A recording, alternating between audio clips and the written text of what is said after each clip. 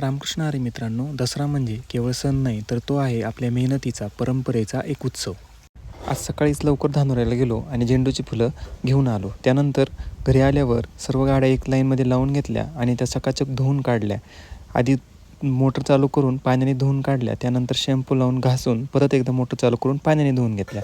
त्यानंतर अद्वैतला पण त्याच्या गाड्या धुवायच्या होत्या, म्हणून तोही त्याच्या गाड्या धुता पाणी खेळण्याचा पण आनंद घेत होता. त्याच्या गाड्या धुवून झाल्यावर एकदम स्वच्छ करून ठेवल्या. त्यानंतर आम्ही फुलांचे हार करायला सुरुवात केली. ते हार करता करता त्याची पण मध्ये खूप लुडबुड चालू होती. फुलं घेऊन मध्येच फेकून देत होता.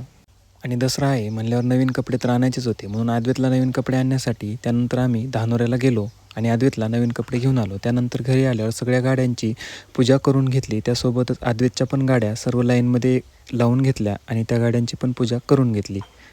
कारण आपल्या साधनांनाही मान देणं हे आपल्या खऱ्या संस्कृतीचं सौंदर्य आहे. त्यानंतर पालखी आली होती, म्हणून आम्ही पालखीचं दर्शन घेण्यासाठी सगळे रोडला गेलो. त्यात अद्वैत पप्पांच्या कडेवर बसून नाचत होता. आम्ही सर्वांनी पालखीचं दर्शन घेतलं आणि त्यानंतर अद्वैत आणि मी गावात सीमोल्लंघनासाठी गेलो होतो.